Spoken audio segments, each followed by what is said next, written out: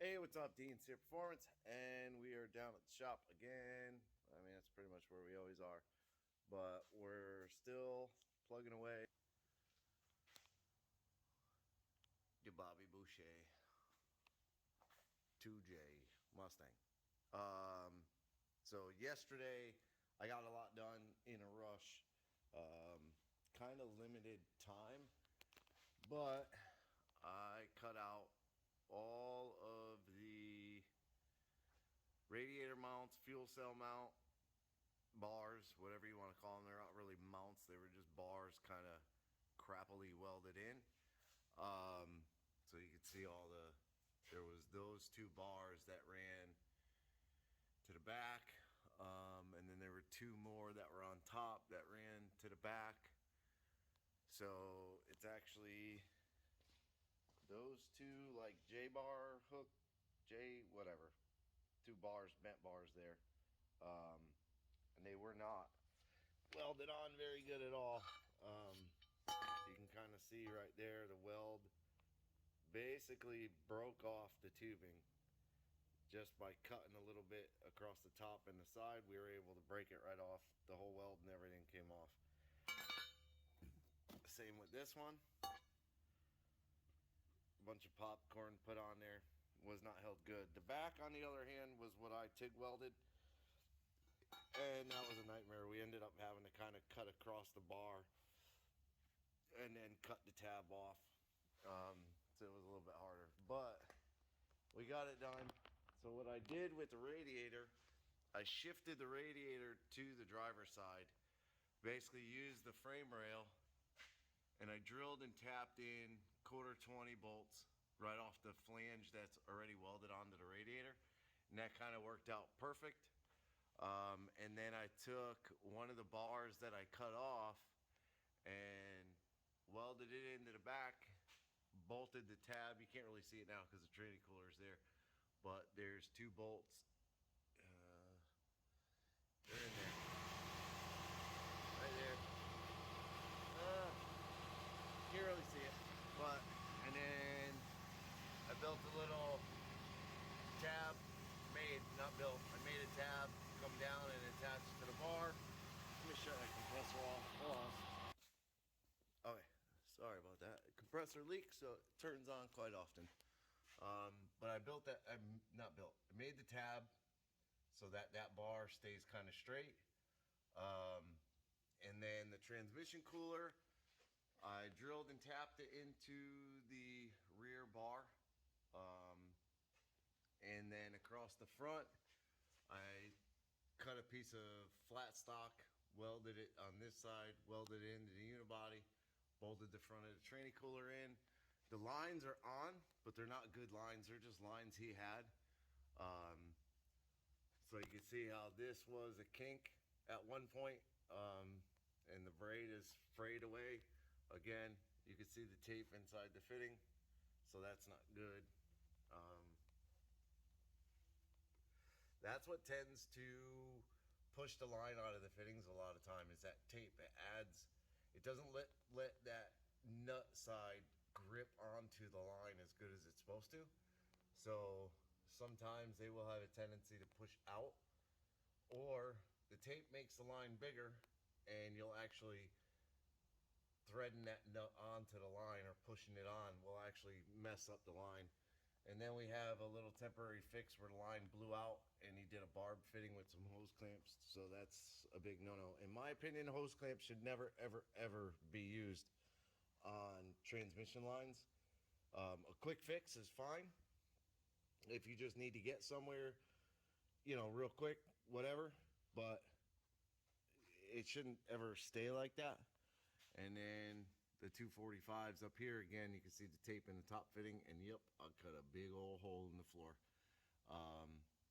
I think those mounts should have been made, in my opinion, they should have made the motor sit just a tad bit higher so the oil pan can clear the K-member, and it should have been mounted on the front hole there.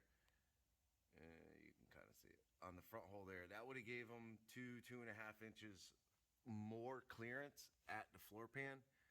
I mean, if you imagine, these fittings would have been, you know, way up here where the floor pan has a lot more clearance. There was no way for me to get this on with the way the floor was sitting, and I tried dinging it in a bunch. Also, you can see the transmission mount is all the way back, so you got plenty of room to move it forward. But being that he already has a drive shaft made, you know, moving the motor forward now, you would have to,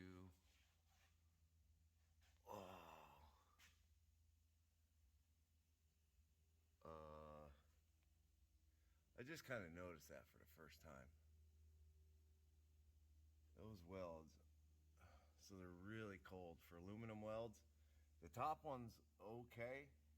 It's a big weld. It's okay, but this weld here you can see is really cold. And the way you could tell is how it's really fat off the pipe this way, and then the edges are like tucked all the way down instead of being almost smooth. You can kind of see how that's like, you know, a smoother transition in a sense. I mean, it's a big weld, but you can see this one is kind of standing off the pipe really high, almost like the weld is tucked in because it's not burned in real good. And it goes most of the way around like that. I would question that.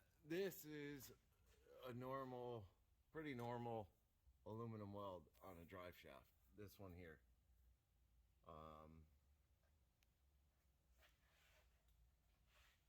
It's a little cold, but that's pretty normal weld there. These yolks are really thick, so they're hard to heat these up. And this is a real good yoke. Well, I don't know if you call it a yoke. Whatever you call it, but it's a Sonex. So it's a really good part. I'd imagine this is a Sonex as well. Yep. So those are really good parts. Sonex. I know that's a yoke. That's a transmission yoke. So yeah, these are drive shaft yokes. This is the transmission yoke. Sonex. I think that's the billet steel or forged steel, something like that. So that's a really good yoke. Expensive parts. But I don't know. I'm not gonna look at it anymore. But I also got the transmission line. I mean, the coolant lines are ran. This one's a hair short to be able to come up and off the rear end, so you might have to extend this one. I sent him links to get all new transmission lines. These are just shoved in there for now, just so he could start the car, move the car around. Coolant line, I would probably redo this back section here. The fittings are fine. Just get a little bit longer piece of hose and get it tucked up to the floor pan up there, so it's out of the way of the anti-roll bar and upper link. But those are things, you know, those are things that could be addressed later on. I'm sure he can make the hoses. He's going to have to redo a bunch of the fuel lines and stuff. The car, you know, it'll be running and driving pretty much when it leaves here. All the brakes are done, except I did forget, which I have to pull out of the box, because he brought me a pile of AN line. And we kind of just threw everything over here. So I inadvertently forgot this guy here. The line lock. So yeah. I bled the brakes. The brakes are good. So now I have to undo the front, which I think the way that master cylinder is made, it keeps the front and rear portions separate. So I'll really only have to do the line from the master cylinder to the proportioning valve, which is the easier line to do. So I'll just have to find a place to mount this, which looks like they're MPT fittings. Oh boy. So I'll have to see if I have these MPT adapters. which I think I do have enough of them to make up one line. But yeah, I mean, we're plugging away on it. I have to, yeah, I have one here. I think that's the right one. I have one there. It's a 90, which might work for one side or the other, whatever. Also, the way his fuel cell was mounted, which I don't think he was planning to keep it permanent like that, but where is it? So that's where that other bar came off, that grind there, that big J1 that the radiator was mounted on. So you can see how far I moved the radiator over from, you know, if you do center to center, you know, you're talking probably 5-6 inches. And then this mark here and that mark over there was the two that were just welded in underneath. So it was underneath to the top, and then his fuel cell was mounted just on the front. He didn't have any bolts in the rear. So I'm gonna take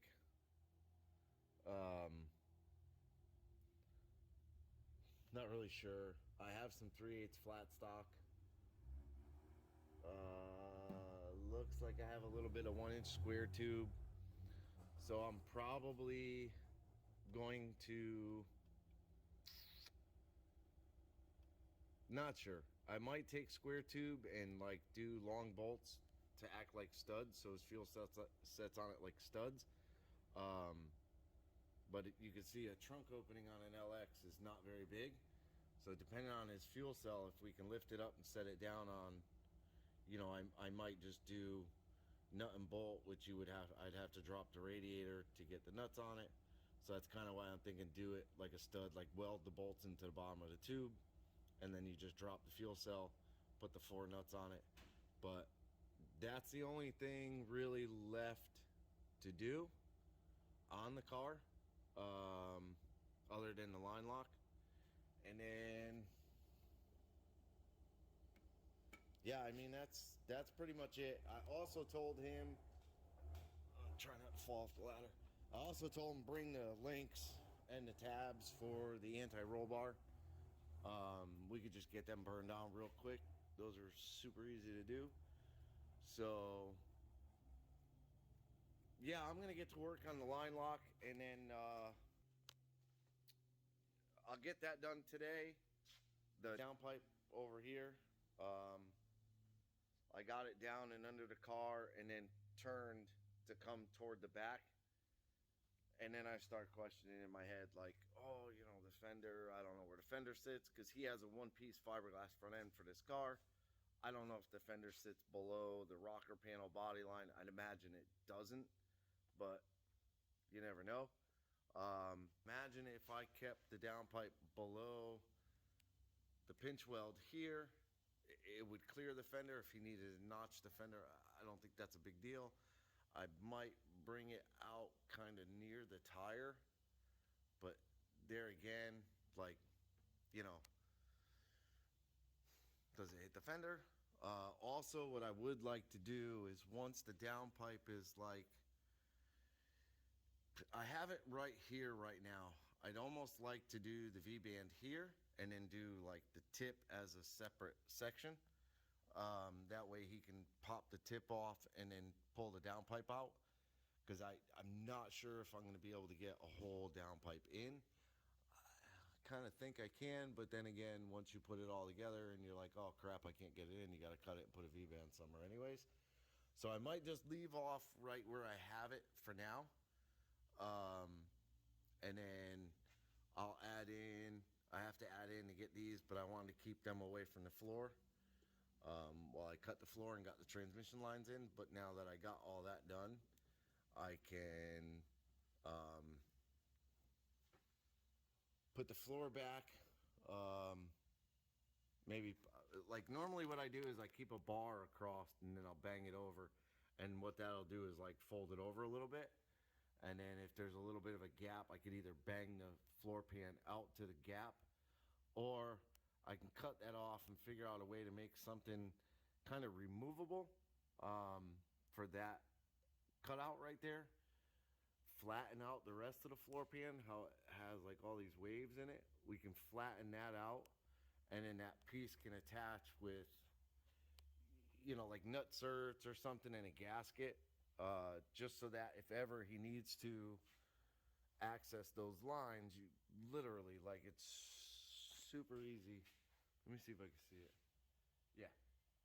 See, like, both those lines are right there. You just stick a wrench on there and undo both those lines. Super quick, super easy. The hole looks huge. But, and it looks terrible. But, you know, that's why I want to make a panel or something to put back over it. Maybe a detachable panel. Maybe that's what I'll do. And then also, where this tin foil is, literally this is tin foil.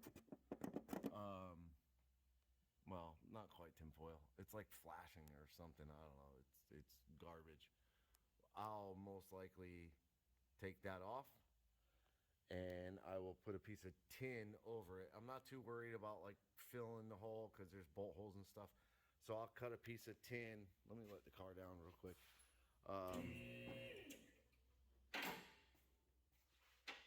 Get over here.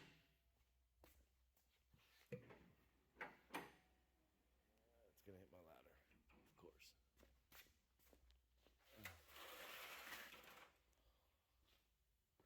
Only bad thing about a lift is you always got to make sure there's nothing around the car to catch it on.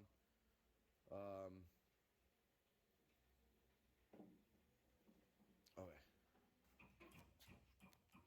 Oh, boy, you get old quick. Okay, so more or less take this off. That has a big blowout hole in it anyways. And then cut a piece that just kind of matches this shape, you know, on the top of the floor, and then burn that in. And then I think what I'm going to do for his shifter, I believe the way that shifter mounts, now I gotta get back down. Oh yeah. Believe the way it mounts is, yeah, it only has, well, it has 4 bolt holes. Okay. So it has 4 bolt holes. You know, but being way up here, I mean, that's backwards.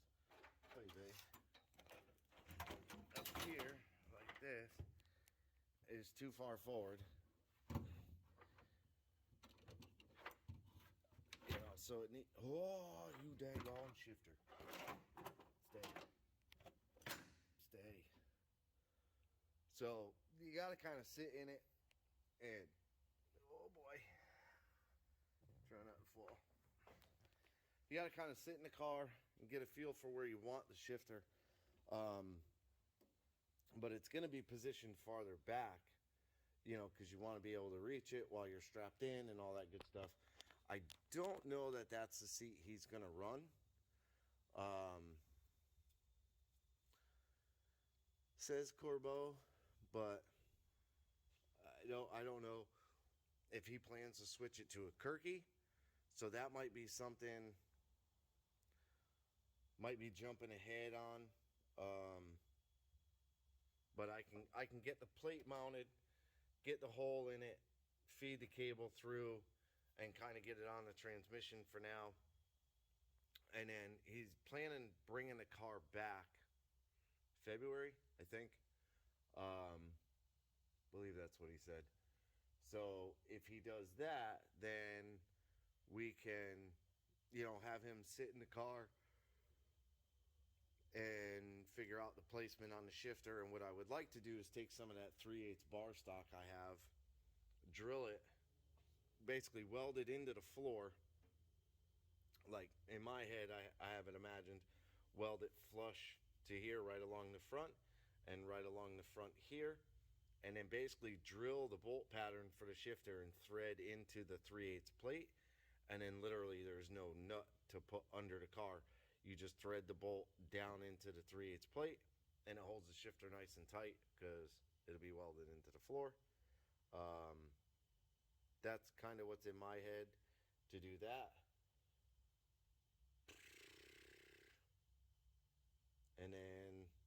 yeah, we'll have to do the intercooler stuff. Um, which, holy cow, that's a hole. Okay, so there's a big hole there. There's one that's fiberglass. Bunch of holes over there, and another big hole there. So we'll have to figure out how he's gonna do his intercooler lines, and then get those in. I believe pretty much all the wiring is here. I believe he basically cut out everything from his other setup, and trying to get the tank somewhere else. But I believe he's gonna put the tank up there. I don't know that's the best spot for it. Only other spot is passenger compartment, which I'm more of a fan of it being in the passenger compartment because you pop the door, throw your ice, throw your water, and run with it. You could do a drain right through the floor and just kind of drain it out onto the ground over in your pit area, wherever you're at. Yeah, I don't know. So let me do the line lock, get that figured out, make sure I have the fittings for it, and I'll get that line apart and made, and we'll go from there. So I'll get that done, then I'll come back. All right, so it's the next day. I actually forgot to kind of record some of the stuff yesterday, but I got the fuel cell is all mounted. Like I said, it took 3/8 tabs. I need to do a spacer under there, and then put like some foam across that back bar. But there's the front ones, somewhat front ones. You can kind of see welded into the bar, and it's a 3/8 plate, like flat stock plate. And then I did the line lock yesterday.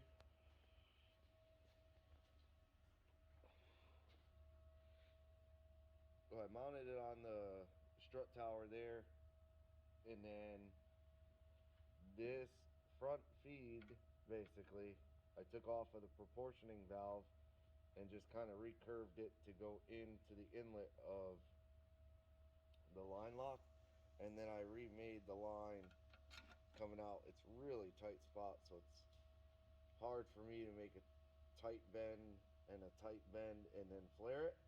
So I kind of looped it. You could still get to the proportioning valve. That's kind of why I looped up a little bit. You can get your hand on there and spin the proportioning valve pretty easy.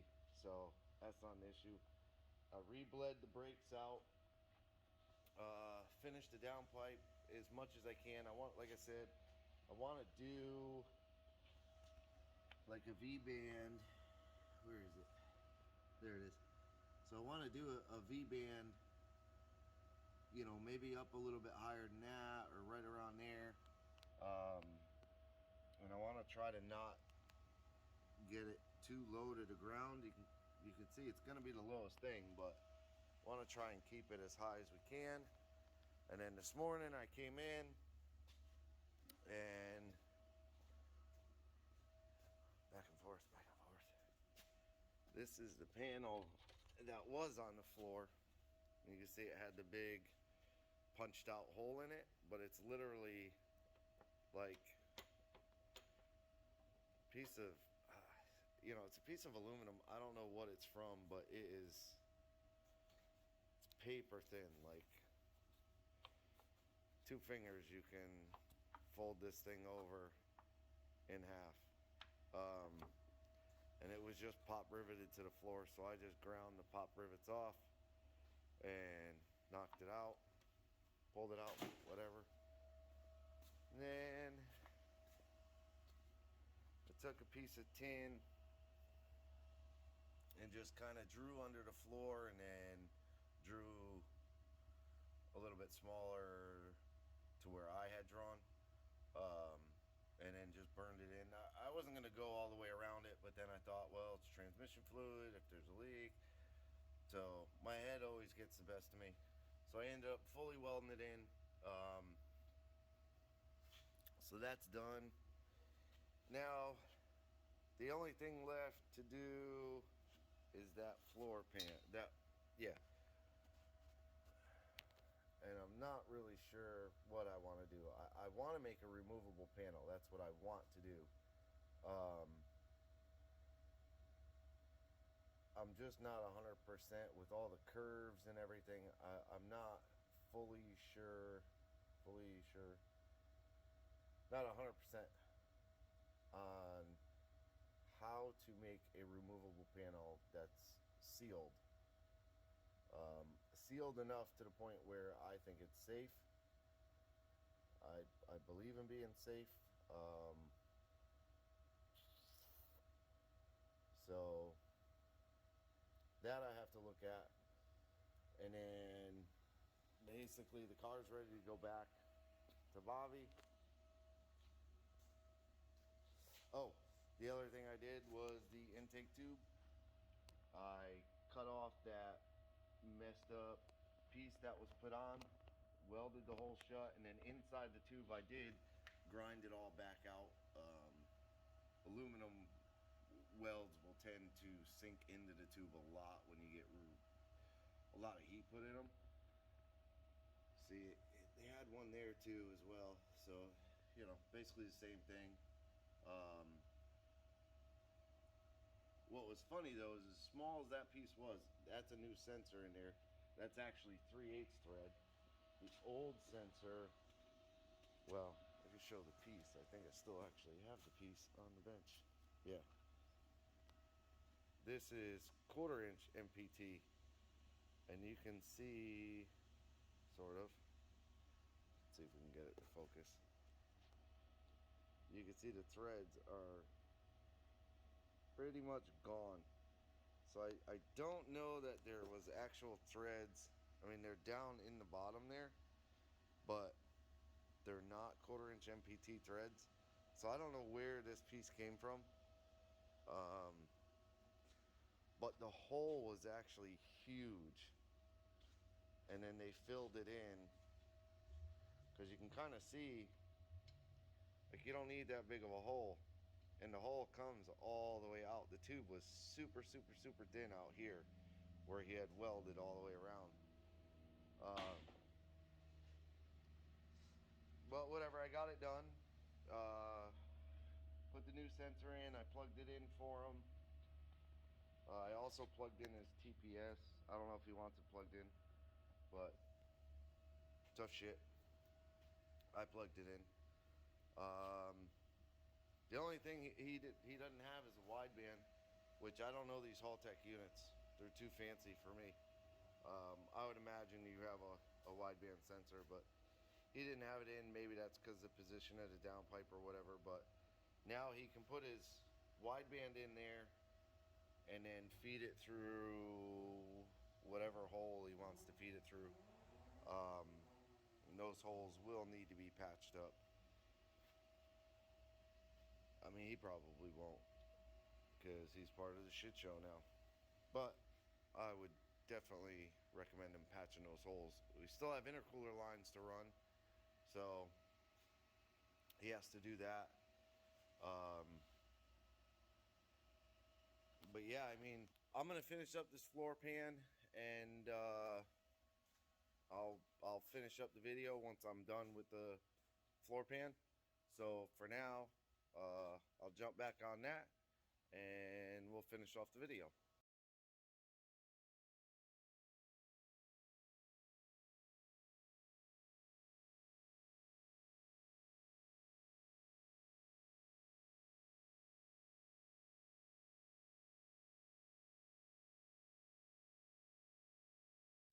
Hey, what's up?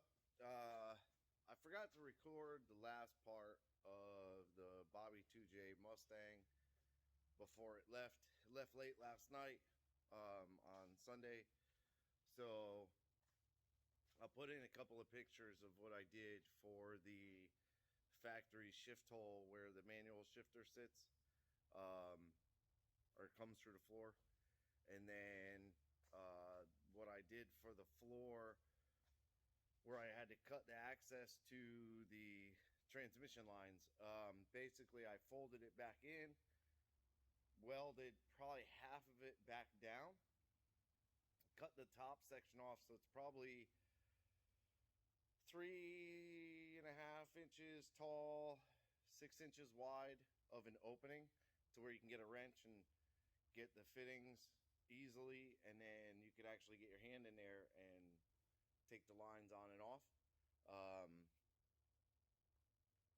So sorry, yeah, maybe a little better. Basically what I did was I made a plate and I drilled 3 holes across each side. So there's 9 holes. I think 1, 2, 3, 4, 5, 6, 7, 8 holes, sorry. And I nut serted the floor pan. Put a big thick, we used to use it in plumbing. It's like a fire seal for doorways, access doorways to like mechanical rooms and stuff like that. It's a really thick gray, I don't know what it's made out of, but I put that all the way around, put the panel down, screwed it in to the nut certs, and tightened it pretty tight to the floor so that seal will be really, really squish tight. So you shouldn't have any kind of fumes or anything come through that area. So I'll put those pictures right here, or before, whatever. But that's it for the Bobby 2J until it comes back. He's thinking mid-February, I think.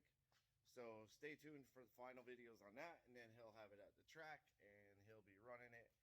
So we'll see what the 6-cylinder 2J could do. Appreciate you watching. Hit the subscribe button, give me a thumbs up, leave a comment, hit the bell to be notified of new videos. This one will be coming out pretty soon. The next video on this, again, just waiting for some fuel rails, but I have a ton of other parts for it. So I'll be finishing up all the small things that I can finish up until the fuel rails get here. And what else do we have? Oh, we have the Monte Carlo coming soon. So again, appreciate you watching. Thumbs up, subscribe, hit the bell to be notified, leave me a comment. Have a good day.